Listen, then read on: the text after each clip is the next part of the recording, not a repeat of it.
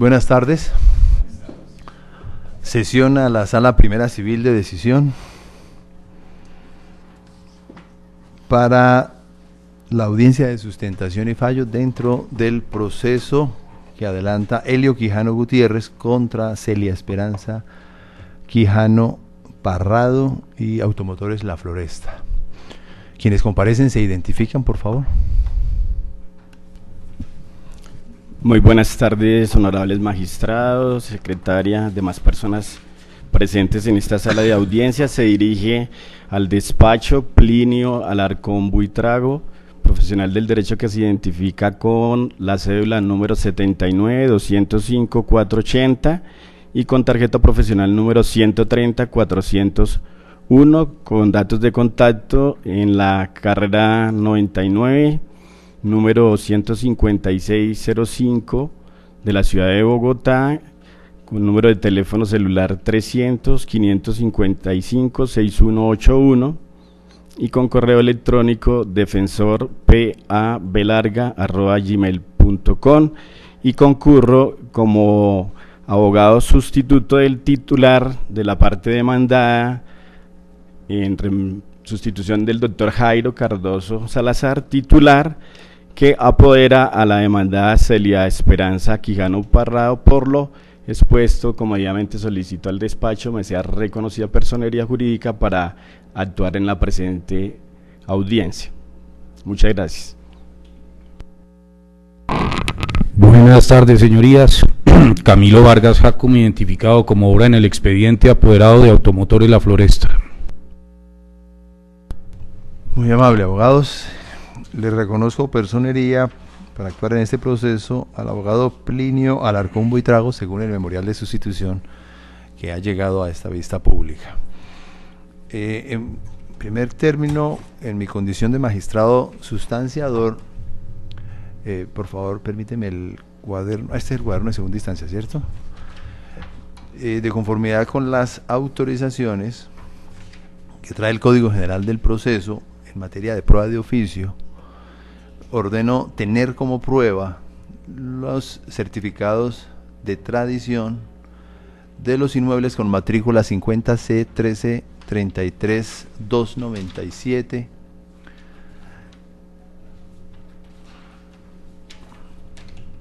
(1333-227)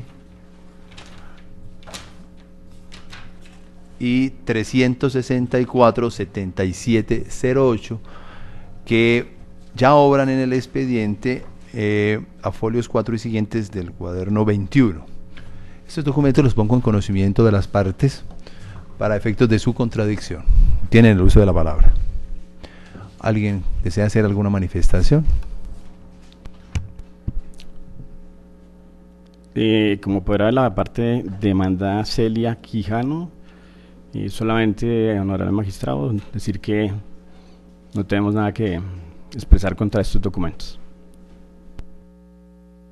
Ninguna manifestación, señoría. Muy amables. Vamos entonces con la fase de sustentación de los recursos. Vamos a escuchar en primer término la sustentación del recurso interpuesto por el apoderado de la señora Celia Esperanza Quijano, y a renglón seguido con la sustentación del recurso que planteó Automotores La Floresta. Tiene el uso de la palabra, abogado. Gracias, honorable magistrado, magistrados. Respetuosamente me permito sustentar los alegatos en los cuales la parte demandante considera que hay lugar a que el fallo impugnado sea revocado. Básicamente los voy a concretar en 5 bloques que consideramos son la esencia de los argumentos que previamente se han puesto en consideración. Entonces, el primer punto lo he titulado se emitió un fallo citra petita. Entonces, en virtud de lo que establece el artículo 305 de en su momento del Código General del Proceso, hoy el 281, señala que la sentencia debe guardar consonancia con los hechos, las pretensiones aducidas en la demanda y con las excepciones que aparezcan probadas. Y así lo ha establecido la Corte Suprema de Justicia, cuando establece que ante omisión de pronunciarse el acuo sobre todas las excepciones de mérito, incurre en fallo extra petita. Bien, en ese orden de ideas, entonces, dos aspectos fundamentales en los que el fallador de primera instancia incurrió. El primero, entonces no fueron estudiadas, ni analizadas, ni desatadas las excepciones de fondo propuestas por la demandada Celia Esperanza Quijano en su escrito de contestación de la demanda, sobre las cuales se hicieron consistir de la siguiente manera, o se plantearon de la siguiente manera: ausencia de simulación, temeridad de mala fe y equivocada escogencia de la acción por la parte demandante. En el evento de que el fallador de instancia las hubiera analizado, las hubiera estudiado y las hubiera resuelto de fondo, pues otro hubiera sido el sentido del fallo. Sí, señor. Excusa. Bien, gracias. Entonces, retomando. Entonces, si el fallador de instancia hubiera analizado, hubiera estudiado las excepciones de fondo que fueron propuestas, no solamente propuestas, sino que se probaron dentro del litigio, otra hubiera sido la decisión que hoy es objeto de recurso o de impugnación. Y el segundo punto es que el ACUAN no abordó el estudio y en consecuencia no se decidieron esas excepciones propuestas, en este caso en lo que tiene que ver cuando fue vinculada la litis Automotores La Floresta. ¿Y por qué lo traemos a colación? Porque al no tener en cuenta lo que presentó en sus excepciones, afecta directamente aquí a mi prohijada. Y básicamente no tuvo en cuenta, ni las estudió tampoco de fondo las excepciones, que intituló o denominó inexistencia de simulación, realidad y cumplimiento del contrato, indebida escogencia de la acción, legalidad de la operación entre padre e hijo, falta de legitimidad en la causa por activa, oponibilidad al negocio jurídico del demandante y la genérica. Entonces, este aspecto no guarda congruencia y por esa razón, entonces, considera esta parte impugnante que se configura lo que se denomina fallo citra petita. El segundo punto, y tiene que ver es con los hierros en el análisis probatorio. Entonces, y el primer punto que destaco y que considero que es fundamental e importante es que no se tuvo en cuenta la confesión ficta del demandante. Entonces, digamos, se pasó por alto la confesión ficta del demandante, declarada en su momento por el juez tercero en diligencia que obra folio 421, a través de la cual se presumieron ciertos algunos de los numerales en lo que se fundamentó la excepción denominada ausencia de simulación relacionados con los negocios a que se refirió el interrogatorio. Y con su venia, única y exclusivamente voy a traer por cita que se ha tomado de la providencia lo siguiente. Entonces dice, la providencia 17 de julio de 2007, que ahora folio 458. Ahora comillas, 3.4, dispone el artículo 210 de la Ley Ejecutiva Civil respecto a la confesión ficta o presunta, que la no comparecencia del citado a la audiencia o a su continuación se hará constar en el acta y hará presumir ciertos los hechos susceptibles de prueba de confesión sobre los cuales versan las preguntas asertivas admisibles contenidas en el interrogatorio escrito. Si esto es así, encontrándose el demandante presente en la actuación, su perentoria obligación era presentarse y dar respuesta al interrogatorio. Al no hacerlo, es inocultable que se produjo la llamada confesión ficta o presunta, lo que equivale, a juicio de la jurisprudencia, a que el litigante contumaz o rebelde conteste en forma afirmativa todas las preguntas asertivas que contiene el interrogatorio. Dice poco más de lo que resta para añadir a lo que se dejará analizado. Si, como en efecto ocurrió, el demandante confesó, por tratarse de preguntas asertivas, las que contenía el interrogatorio, es palmar, como lo dedujo el juzgador en la diligencia, que calificara el cuestionario y se resalta este aspecto que es fundamental, es preciso aceptar las relaciones de negocios que existían entre el causante y su hija, es decir, aquí Celia Esperanza demandada, y que por esta razón el primero alcanzó a deber a la última suma de dinero que al final representaron el precio de los inmuebles, de que le hiciera transferencia a través de las escrituras públicas ya suficientemente mencionadas, y como corolario, es igualmente preciso reconocer que no existió el acto simulado de que se atacaran estos actos jurídicos, por corresponder a ventas reales y efectivamente ajustadas entre las partes. Entonces, este argumento, que corresponde a una prueba que obra dentro del plenario, el fallador de primera instancia omitió considerarlo. Y resulta fundamental, ¿por qué?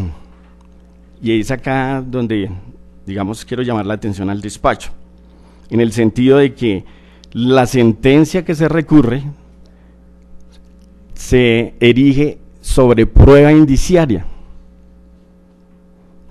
Y en el análisis de las pruebas indiciarias, fíjese que el fallador de instancia no analiza las pruebas en conjunto y deja por fuera la confesión ficta. Y la misma confesión ficta está señalando que los negocios jurídicos, en tratándose de los bienes inmuebles, demuestran que no hubo la simulación, ni el acto simulado. Entonces, la pregunta del recurrente: si este medio de prueba legalmente incorporado dentro del plenario, analizado, se corrió traslado, fue recurrido y en firme, no fue tenido en cuenta para la decisión final. Entonces ahí incurrió en una falla, porque si él hubiera analizado este medio de prueba, pues la decisión hubiera sido contraria a la que hoy estamos recurriendo. Y como para un mayor contexto en este punto, entonces, ¿cuál es, digamos, el fundamento con el cual sustentamos lo dicho anteriormente? Entonces hubo una indebida aplicación en la valoración de la prueba indiciaria. Entonces, el artículo 248, en su momento del Código Procesal, dice: para que un hecho pueda considerarse como indicio, debe estar debidamente probado en el proceso, y a su vez, el sistema teniendo en cuenta el sistema de la sana crítica o de la crítica racional de la valoración de la prueba, vigente hoy en los dos sistemas, Código derogado, Código General del Proceso, que señala, y quiero destacar esta parte: se debe realizar un análisis global de los distintos medios de prueba y con las pruebas directas que habrá en el expediente, para así emitir un juicio en relación con la simulación. Entonces fíjese que el fallo impugnado, el fallador solamente construyó la decisión en virtud de un análisis de prueba indiciaria, pero llama la atención que, estando incorporada la prueba de la confesión, sobre ella no se pronuncia, no la analiza, no la tiene en cuenta. La confesión es ni más ni menos que el reconocimiento de la parte del litigante del hecho que se le puso de presente en el interrogatorio. Y el segundo punto sobre este mismo planteamiento es, digamos, es otra de la actuación que se observa en el juicio de primera instancia, en donde se evidencia un desconocimiento absoluto de las pruebas infirmantes y contradictorias, documentales y testimoniales. Y voy a señalar algunas aquí.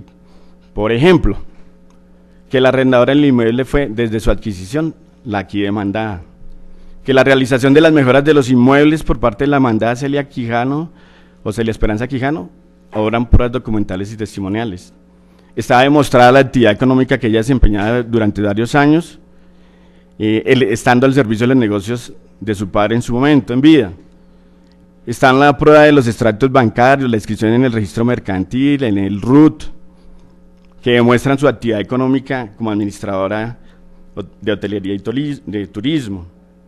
Están los actos de señor y dueño ejercidos por aquí nuestro poderante sobre los bienes que recaía la acción de simulación.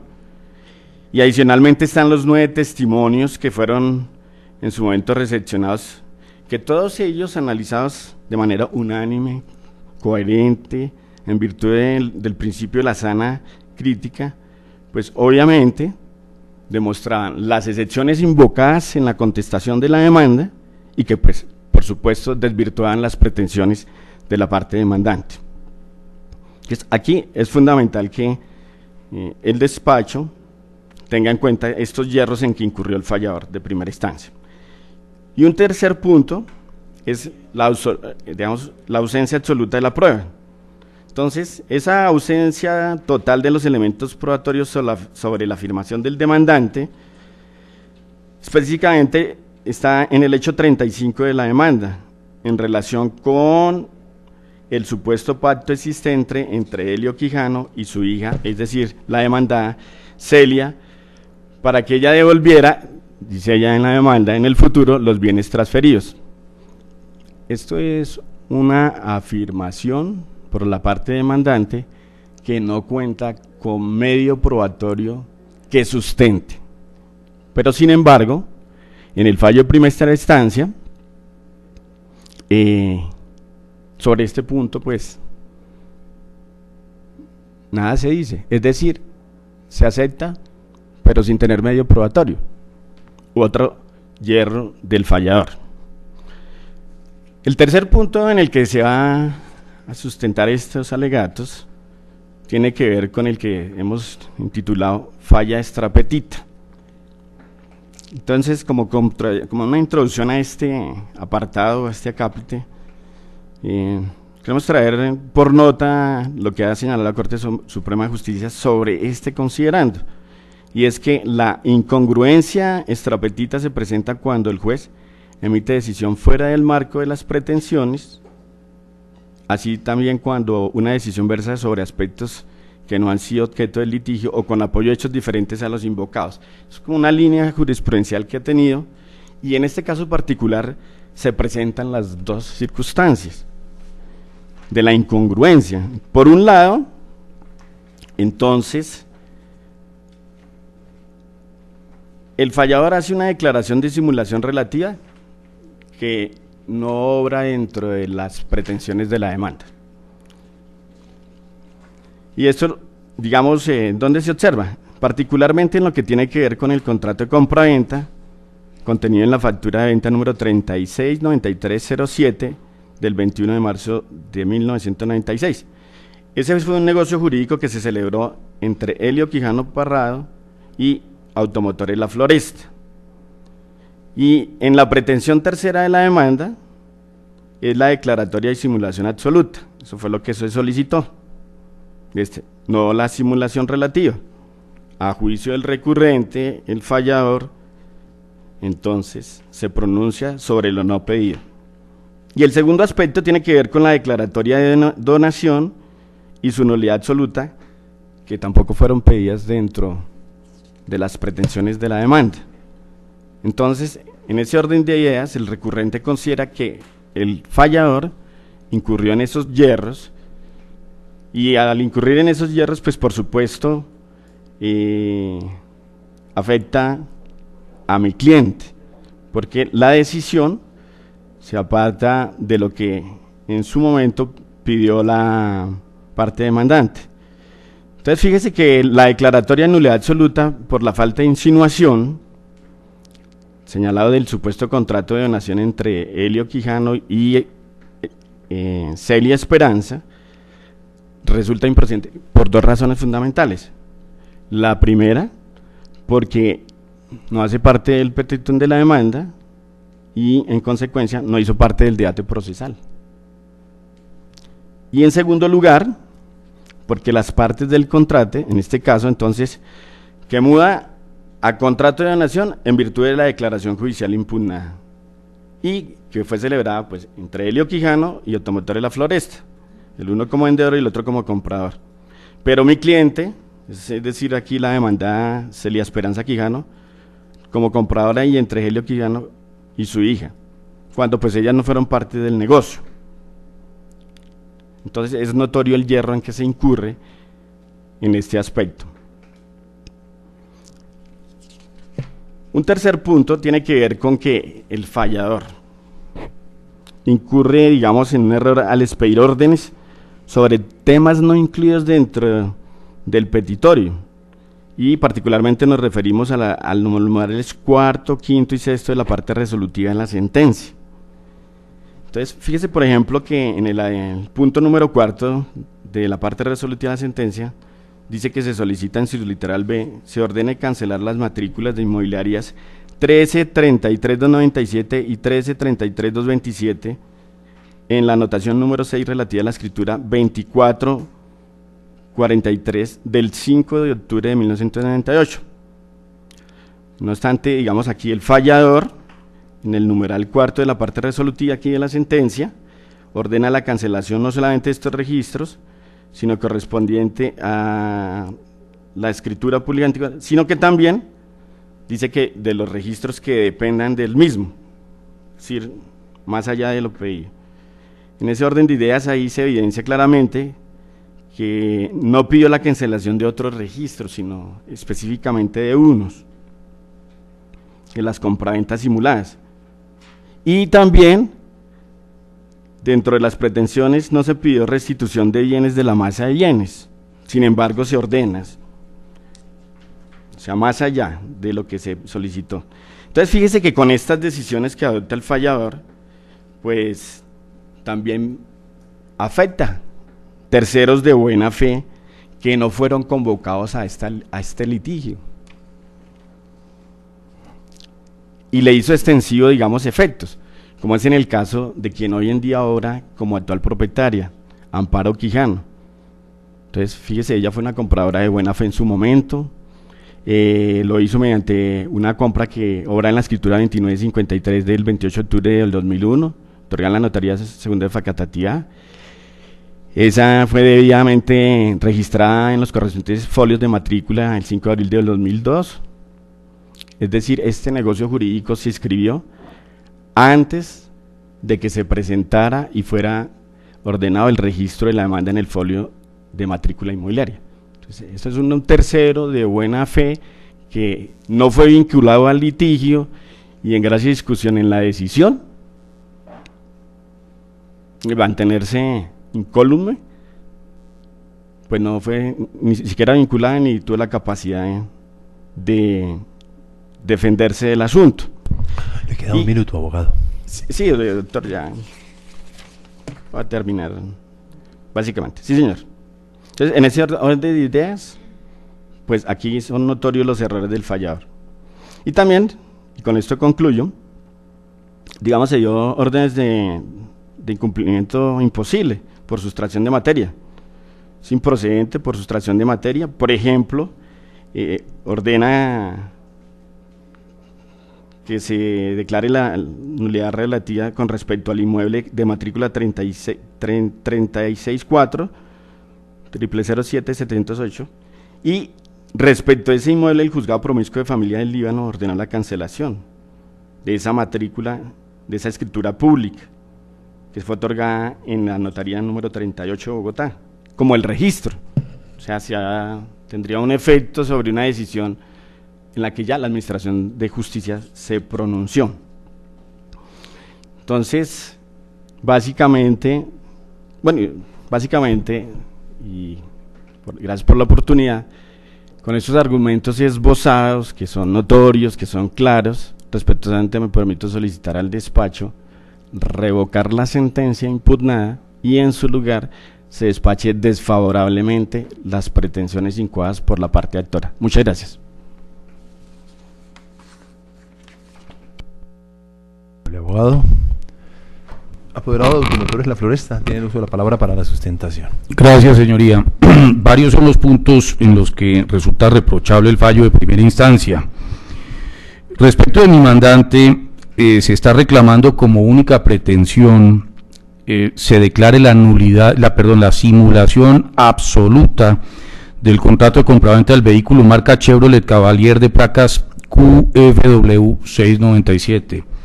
Esa y no otra es la pretensión que se incoó con la demanda.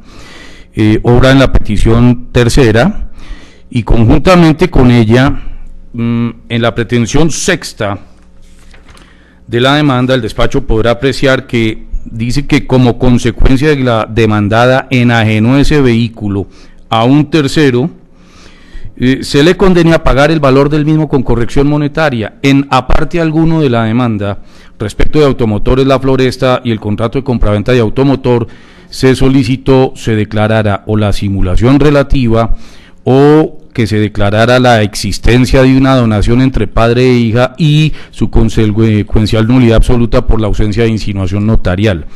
Resulta evidente entonces que el fallo que hoy se impugna resulta extrapetita porque, a pesar de no haberse solicitado la declaratoria de simulación relativa ni de insinuación ni de donación carente de insinuación notarial, así lo dispuso la QO, decretando la nulidad relativa del contrato de compraventa de un automotor. Varios puntos sustentan la apelación. Note el despacho, por favor, que en el último párrafo de la parte emotiva del fallo impugnado dice textualmente lo siguiente: de esta forma se considera las pretensiones invocadas, las pretensiones invocadas en el libelo genitor, realizando la aclaración de que respecto a Automotores La Floresta no cabrá condena o declaración alguna por tratarse de un tercero de buena fe que actuó conforme al ejercicio de su objeto social, mas no tenía deber de conocer el propósito de los contratantes o su verdadera intención. Luego, a todas luces, el acuerdo celebrado entre aquellos le es inopolible, artículo 1766 del Código Civil.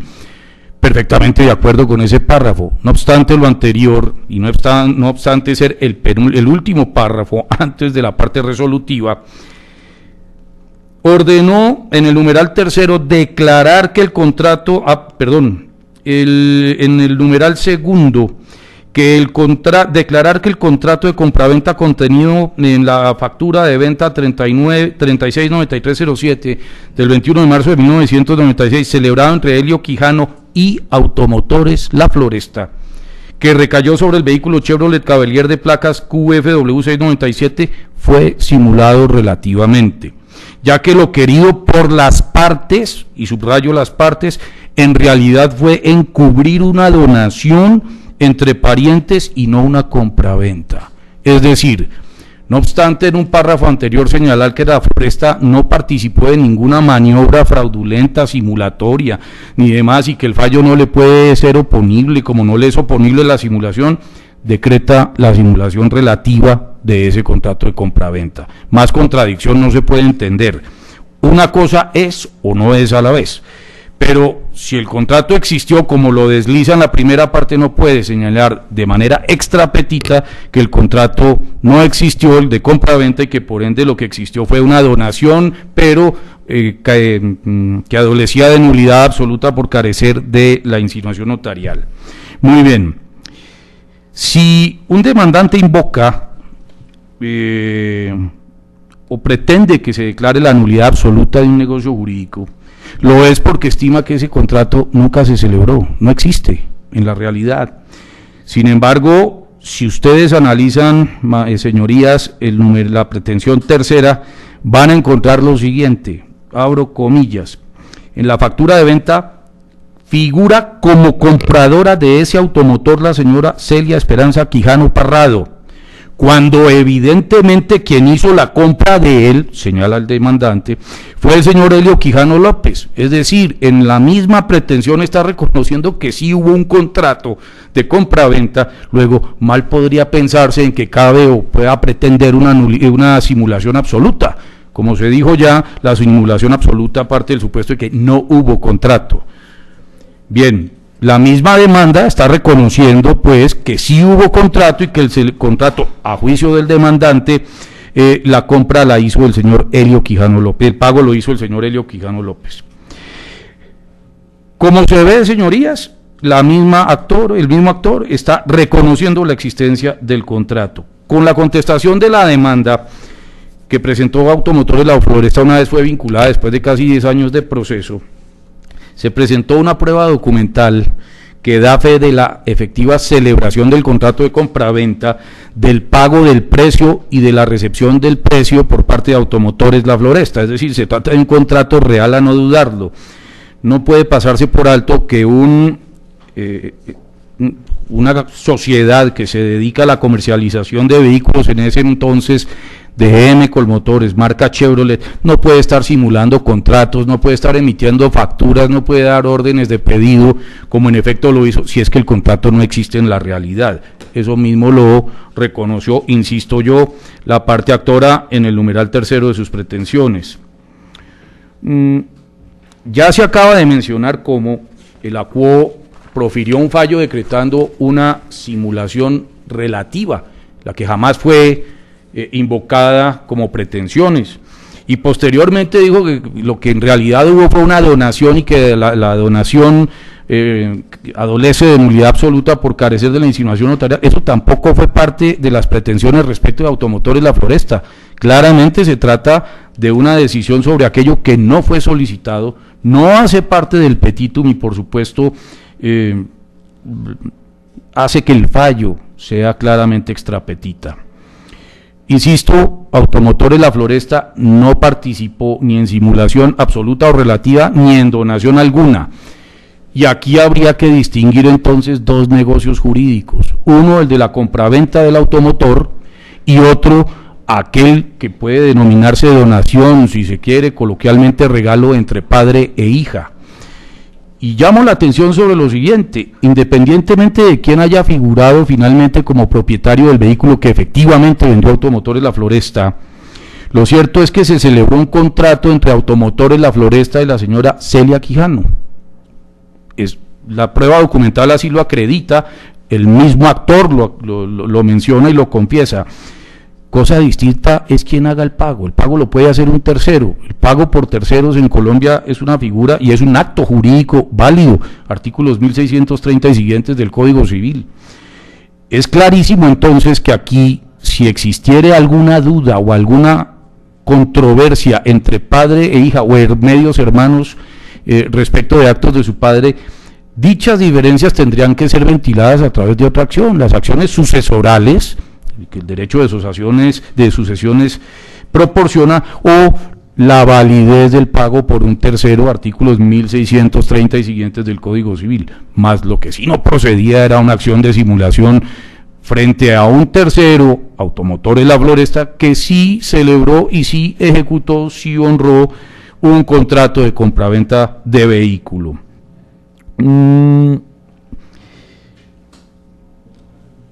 No consideró tampoco la ACUO, y eso es un tema que atañe tan solo a la demandada original, señora Celia Quijano, a su padre y a sus herederos, que en la demanda se solicitó fue la restitución del valor del vehículo, que en su momento, año 96, vendió La Floresta, por cuanto la demandada lo había ya enajenado, algo que es absolutamente normal.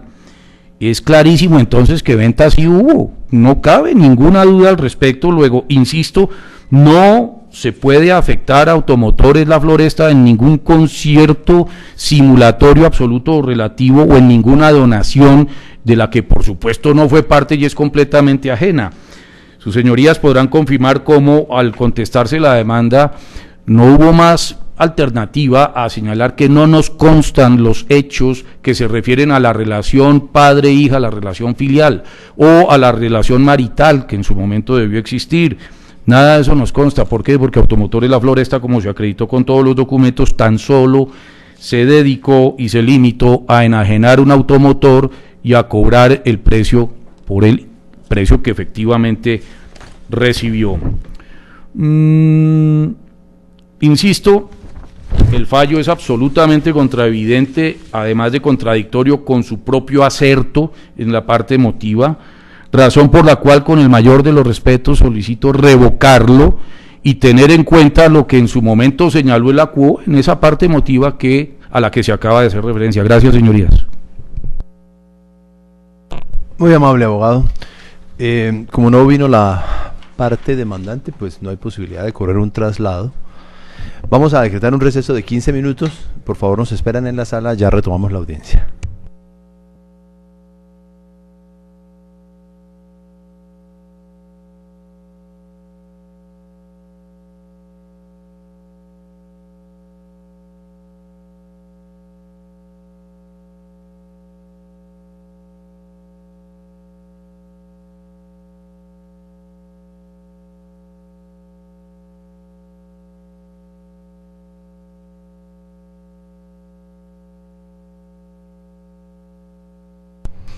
Se reanuda la audiencia con el específico propósito de emitir la sentencia que resuelva el recurso de apelación interpuesto contra la sentencia que se profirió dentro de este proceso.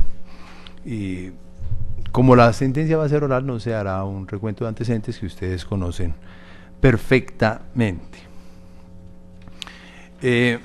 Con este propósito y por la incidencia que va a tener en la decisión, la Sala recuerda que el fenómeno de la simulación que ha desarrollado la jurisprudencia de nuestra Corte Suprema de Justicia a partir del artículo 1766 del Código Civil tiene dos expresiones, como ustedes lo saben. La simulación absoluta, en la que se afirma no existe ningún tipo de negocio jurídico y que el expresado, el exteriorizado es simplemente una apariencia completa porque no existe contenido real. La simulación relativa, por el contrario, revela que sí existe un negocio jurídico, solo que las partes decidieron evidenciar o un tipo contractual diferente o ubicar como parte en ese contrato a una persona diferente de las que intervinieron en la negociación, tipologías de simulación que han sido claramente identificadas por nuestra jurisprudencia en sentencias, por ejemplo, de 13 de junio de 2002 en el expediente C-6306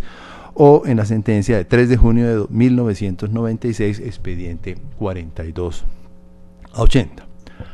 De igual manera, la Sala tendrá en cuenta que en materia de simulaciones, la misma jurisprudencia ha precisado que es necesario siempre manejar dos tipos de presunciones en estos conflictos jurídicos. La primera de esas presunciones nos dice que todo negocio jurídico cuestionado en simulación llega a la justicia prevalido de la presunción de veracidad, correspondiéndole a quien afirma la apariencia de negocio jurídico demostrar real y cabalmente que hubo una apariencia, bien en términos absolutos o bien en términos relativos.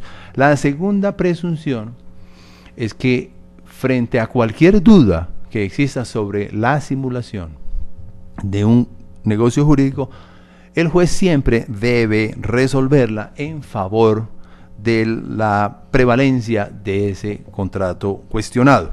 Así lo dijo, por ejemplo, la Corte Suprema de Justicia en sentencias de 24 de junio de 1992, en la que dijo: de quedar alguna duda, debe estarse a la realidad de aquello que se hizo público. Y en otra, publicada en sentencia en Gaceta 208, de página 437, señaló que la prueba en materia de simulación debe ser completa, segura, plena y convincente. De no, incluso en caso de duda, debe estarse a la sinceridad que se presume en los negocios. Con estas reflexiones entramos a pronunciarnos sobre los reparos puntuales que han hecho cada uno de ustedes. Y el primero de esos concierne a la congruencia del fallo emitido por la juez de primer grado. En este punto se recuerda que efectivamente, según el artículo 281 del Código General del Proceso, el juez tiene unos límites para pronunciarse en relación con las pretensiones y las excepciones de la demanda, siendo claro, para ir directamente al punto, que en este caso en particular la juez se equivocó al decretar la simulación relativa del contrato de compraventa que se celebró entre Automotores La Floresta y Celia Esperanza Quijano Parra, no solo porque en la demanda no se pidió en ninguna parte que se decretara esa simulación relativa, sino que respecto de ella se precisó que lo pedido era una simulación absoluta, razón por la cual es absolutamente claro que la juez de primer grado falló en forma extrapetita, como lo adujeron los dos recurrentes. Pero además, aunque es absolutamente claro, porque así se admitió incluso desde la misma contestación de la demanda, que lo que hubo aquí fue una donación, digámoslo así, del padre a la hija, que quien pagó el precio de la compra fue el padre. Eso en modo alguno puede considerarse simulación, porque como aquí también se afirma por el apoderado de automotor en La Floresta, el derecho civil, en general nuestro derecho de las obligaciones, permite que un tercero pague una obligación por otra persona. Allí no puede verse un indicio de simulación. A eso también se agrega que en el caso específico de ese automotor no se probó el concierto simulatorio. No existe ninguna evidencia en el proceso que demuestre que hubo un acuerdo o que Automotores La Floresta con la señora Celia Esperanza Quijano se conchavaron con el fin de simular o aparentar, en este caso, por la vía de lo que se llama en la jurisprudencia el hombre de paja. Y a eso también se agrega que la misma jurisprudencia ha dicho que si existiera alguna reserva mental en alguno de los contratantes, en este caso la señora Cecilia Quijano, eso tampoco en modo alguno puede traducir simulación. Al respecto, citamos la sentencia de 3 de junio de 1996, ya referida al expediente 4280, en la que señaló, comillas, cuando uno solo de los agentes, mediante el contrato, persigue una finalidad de objeto jurídico que le oculta al otro contratante, ya no se da el fenómeno simulatorio, porque esta reserva mental no convierte en irreal el contrato celebrado en forma tal que pueda ser declarado ineficaz o dotado de efectos distintos a los que corresponden al contrato celebrado de buena fe por la otra parte. Por tanto, desde ya se anuncia que en lo que concierne al vehículo automotor se hará revocatoria de las decisiones proferidas por la juez, no solo en lo que concierne, por supuesto, a su pronunciamiento de simulación relativa, sino en lo que atañe a los pronunciamientos sobre nulidad de la donación que ella consideró que allí había. Nos corresponde ahora examinar el tema de los inmuebles, 2 en la ciudad de Bogotá, otro en la ciudad del Líbano. Lo primero que vamos a destacar en este caso, en relación con el inmueble en el municipio del Líbano, es que según las pruebas que se decretaron en esta segunda instancia en forma oficiosa, específicamente en relación con el inmueble con matrícula 364-7708, en la anotación número 12, con fecha 21 de octubre de 2004, aparece inscrita una orden del Juzgado Promiscuo de Familia del Líbano que canceló la anotación número 9, en virtud de la cual Helio Quijano López le había transferido el bien a Celia Esperanza Quijano Parrado.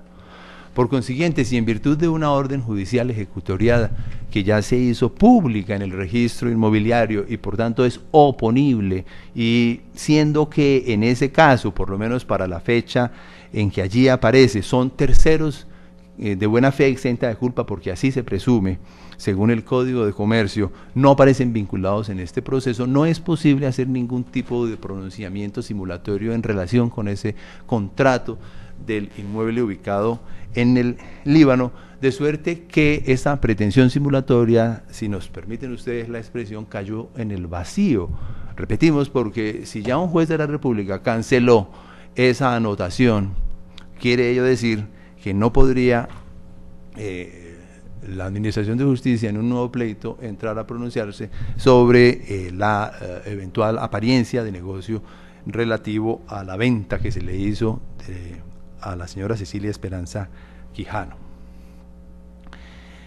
Ahora, frente a los otros 2 apartamentos, e incluso si en gracia y discusión se admitiera que podría hacerse algún análisis respecto solo del negocio jurídico y no del modo de enajenación, efectivamente la tradición, recordemos que la misma jurisprudencia ha dicho que en materia de simulación son de vital importancia los indicios. Al respecto, vamos a permitirnos señalar de alguna manera lo dicho por la Corte en sentencia de 30 de julio de 2008 en el expediente 363-01.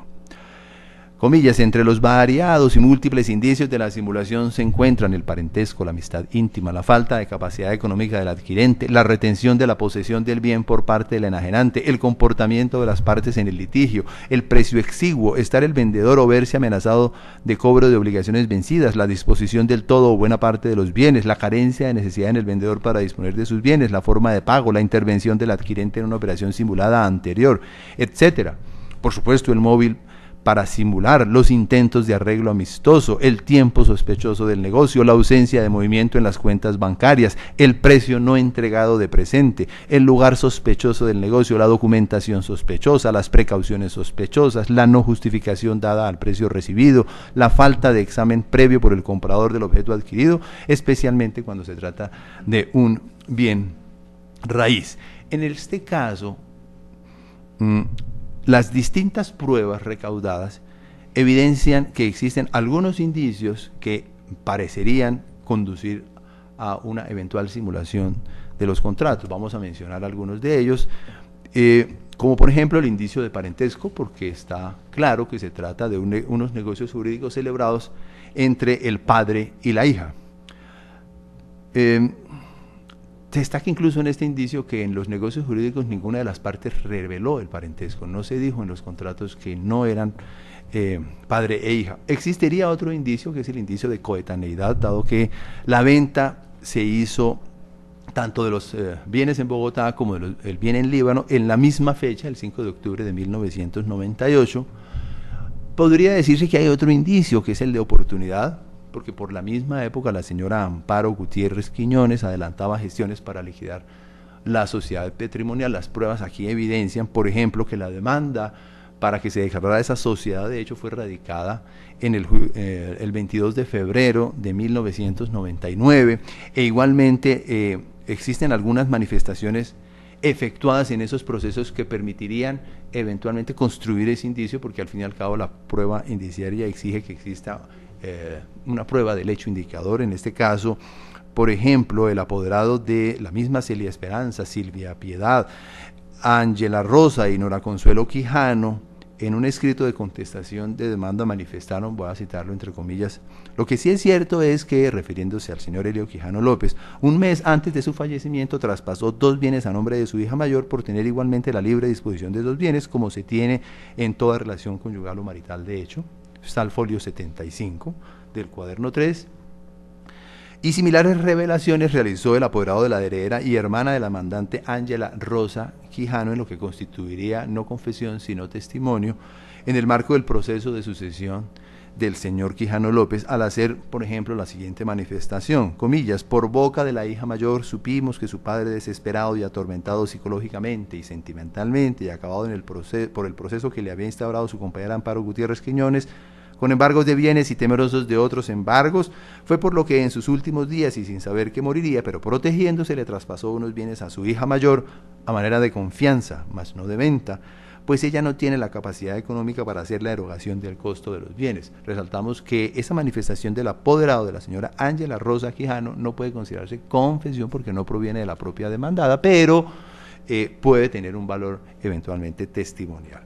Otro indicio que se puede construir en este caso es el indicio de falta de necesidad, porque las pruebas que se acompañaron del proceso de sucesión efectivamente demuestran que el señor Quijano López tenía unos buenos bienes de fortuna, varios inmuebles, CDTs por varios, cientos de millones de pesos. Todos ellos aparecen en la diligencia de inventarios y avalúos, por lo que en principio podría decirse no aparecería demostrada una necesidad para transferir esos bienes. E igualmente podría encontrarse otro indicio, que es el indicio de precaución. Existe en el expediente un documento a folio 40 del cuaderno 6 que yo me voy a permitir leer, no es muy extenso, y dice lo siguiente: es un documento suscrito por el señor Quijano López y dice así, comillas: con la ayuda de una persona cerca a los juzgados de Villavo, escribo esta nota que dejaré con algunos documentos en mi alcoba del motel Ocoa por si algo me llega a pasar. Me siento muy mal de salud, de ánimo y sentimentalmente derrotado. Todo lo que hice en mi vida no sirvió para nada. Amparo me demandó 2 veces. Ella, su mamá y el hito me pegaron y ahora dicen que fui yo. Lo que es mentira. Ella también se quiere quedar con mis bienes en otra demanda de unión marital de hecho con fechas falsas. Todo se lo compré, lo escrituré y regalé. Todo se lo di sin que hiciera nada ni me ayudara en nada. Estoy tratando de arreglar mis cosas para todas ustedes, para que esta señora no se quede con nada y lo que tiene es suficiente. Esta es una carta que el señor Helio Quijano López le dirigió a su hija Celia Esperanza Quijano, que no fue tachada de falsa, aunque ahora en fotocopia. Pero a estos indicios, como lo manifestó el apoderado de la parte demandada, deben enfrentarse otros indicios que de alguna manera respaldan los negocios jurídicos. ¿Cuáles son esos indicios? En el proceso está demostrado que la señora Celia Esperanza Quijano realmente administraba los bienes de su padre. Así lo dijo, por ejemplo, el señor Humberto Quijano López. Lo dijo también la señora Roselvira Plazas Llano. Esta última dijo, Celia le ayudó a manejar, asesorando en los moteles, lo ayudaba en la parte administrativa de los negocios hasta su muerte. También lo señalaron, por ejemplo, y estos testimonios son bien importantes, los arrendatarios de los locales del edificio en el municipio de Líbano, Luis Alfredo Pava Sánchez y Luz Mélida Ambrosio, quienes al unísono señalaron que quien fungió como arrendadora de esos locales desde el año 1995 fue la señora Celia Esperanza Quijano. También los testimonios de María Nancy Martínez de Chávez y María Victoria Gallón Lozano contribuyen a señalar que sí hubo efectivamente una administración de negocios del padre por parte de la hija. Una de ellas, la señora Martínez, dijo, había trabajado siempre con el papá en cuestión de asesorarlo en los moteles de Villavicencio. En el proceso además está probado que ella era administradora hotelera. Y ella misma, esa testigo, refirió, entiendo que ellos hicieron un cruce de cuentas por lo que le estaba debiendo con la asesoría, porque ella me comentaba, aquí se coloca ella como testigo de oídas, que lo que le pagaba se lo iba ahorrando y seguramente le decía, yo le pago tanto, y ella me decía que mi papá le ahorraba lo de la asesoría. Esto último es una conjetura del testigo que no tiene mayor eficacia. Se tiene en cuenta lo del testigo únicamente para efectos de establecer el tema de asesorías.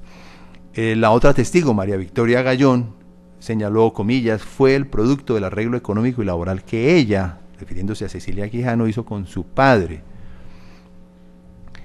Pero también existen pruebas documentales, como lo señaló el apoderado de la parte recurrente. Por ejemplo, los recibos de caja que se expidieron por la administración tanto del apartamento como del garaje de Centro Bavaria, aquí en Bogotá, o las declaraciones de impuesto predial de los inmuebles, sobre todo con posterioridad a la venta, que aparecen cancelados por la señora Celia Esperanza Quijano.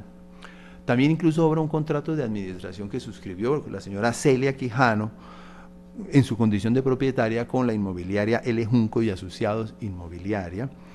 Incluso ese contrato es de 25 de noviembre de 1998. Y aunque hay que aceptar, hay que reconocer que en el proceso no se demostró cuál era la remuneración acordada entre padre e hija por esas asesorías, no es posible afirmar en modo alguno que esas asesorías necesariamente tenían que ser gratuitas. Por el contrario, el sentido común, las reglas de la experiencia, sobre todo con una persona que tiene como profesión la administración hotelera, permiten y de alguna manera imponen a los jueces considerar que esas gestiones profesionales, así se hagan con familiares cercanos, deben ser remuneradas. Ese es un primer contraindicio que el tribunal no puede pasar por alto. Otro indicio en contra de la simulación surge de la posesión tras la venta, porque en el proceso está demostrado que la compradora asumió las responsabilidades propias de un dueño con posterioridad a la transferencia que le hizo. Incluso en algunos casos simplemente continuó con la administración que antes hacía como parte de la gestión para su padre, ahora lo hacía en nombre propio, como dueña que era. Luego, con estos indicios, es válido afirmar que las ventas disputadas bien pudieron obedecer a una transferencia que se le hizo por parte del señor Elio Quijano a su hija con el fin de satisfacer, de cruzar cuentas para el pago de los honorarios debidos. Existe otro indicio incluso, y es que no hubo una transferencia en bloque de bienes pese a la cercanía del proceso que le adelantó la señora Amparo para la sociedad, para el reconocimiento de la sociedad de hecho, porque como lo mencionamos ya, el señor Quijano tenía unos buenos bienes de fortuna y sin embargo fue una mínima parcela de bienes la que él terminó transfiriéndole a su hija, o por lo menos en el contexto de este proceso. Y a estas pruebas, por supuesto también hay que alegarlo, como lo dijo el recurrente en su reparo aquí desarrollado, que la juez no consideró que aquí hubo una confesión ficta por la inasistencia del demandante a la diligencia de interrogatorio, razón por la cual deben presumirse varios hechos, como por ejemplo que la señora Celia Quijano trabajó durante varios años colaborándole al señor Quijano López, que la señora Quijano realizaba reparaciones, adecuaciones locativas y pago de administración de los inmuebles, lo cual está confirmado por las demás pruebas que aquí se han mencionado. Por ejemplo, que entre padre e hijo hubo un sinnúmero de negocios. También que la señora le prestó dinero a su padre. Algunos de los documentos, incluso bancarios, reflejan algunas consignaciones que se hacían o transferencias a la cuenta del señor Quijano. E igualmente, porque así se planteó en ese interrogatorio escrito, que la transferencia de los bienes se hizo con el fin de pagar esos honorarios que de alguna manera se le adeudaban a ella. Ya en la valoración de los indicios, la sala recuerda que según el artículo 242 del Código General del Proceso, los indicios tienen que ser graves, concordantes y convergentes. Tenemos dos grupos de indicios aquí claramente identificados. La sala, al examinar los indicios en favor de la simulación, encuentra, por ejemplo, que el indicio de parentesco no es necesariamente un indicio grave. En este punto, la jurisprudencia de la Corte, por ejemplo, vertida en sentencia de 18 de noviembre de 2016, expediente 2007-0005-01, que reiteró una de 15 de febrero de 2000, señaló lo siguiente: es inaceptable que toda negociación deba ser satanizada sobre texto de que se realizó entre parientes o familiares, como si el vínculo emergente de la consanguinidad se erigiera en patente de corso para eclipsar invariablemente la seriedad y sinceridad de las convenciones.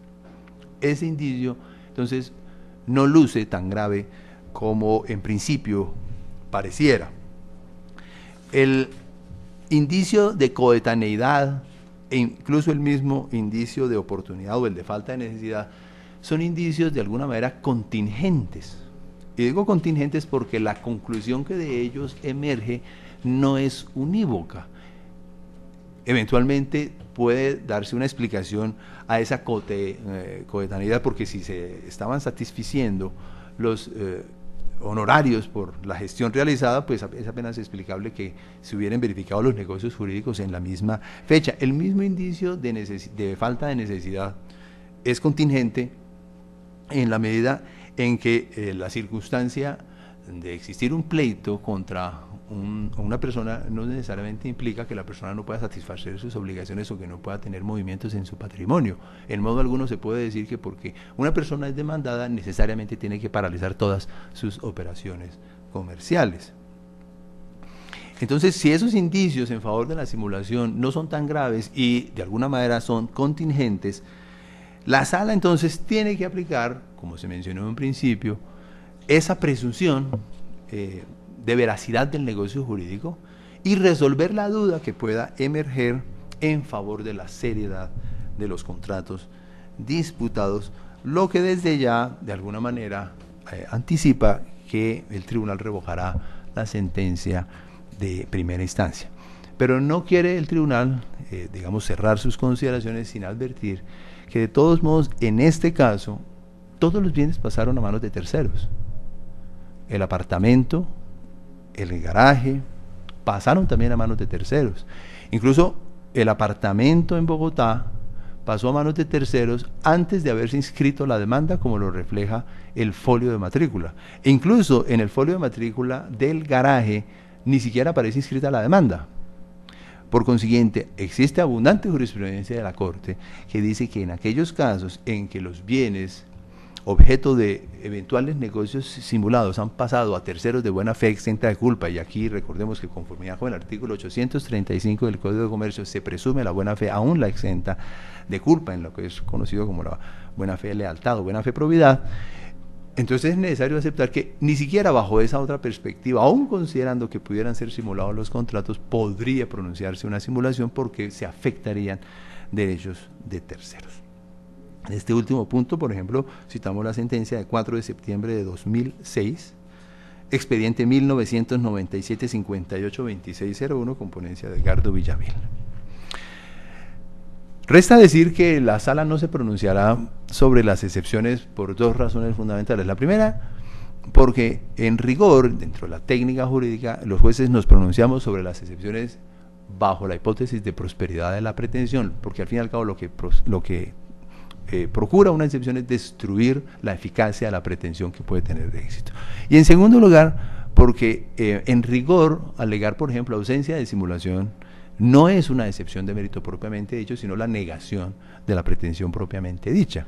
No es un modo extintivo de lo que allí se está disputando, razón por la cual no era necesario pronunciarse, ni aquí es necesario hacer un estudio de las excepciones.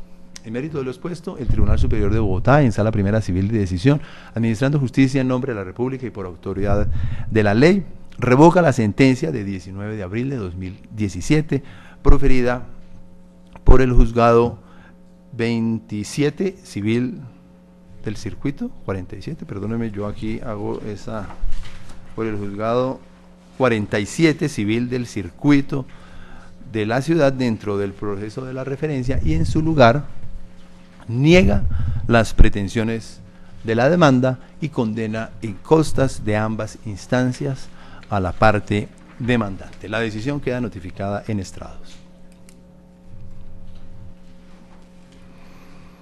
Muy bien, como magistrado sustanciador ordeno fijar como agencias en derecho por esta segunda instancia la suma de 3 millones de pesos en favor de las dos partes que integran los demandados. El juzgado la liquidará en la forma dispuesta en el Código General del Proceso. Sin otro objeto, se termina la audiencia.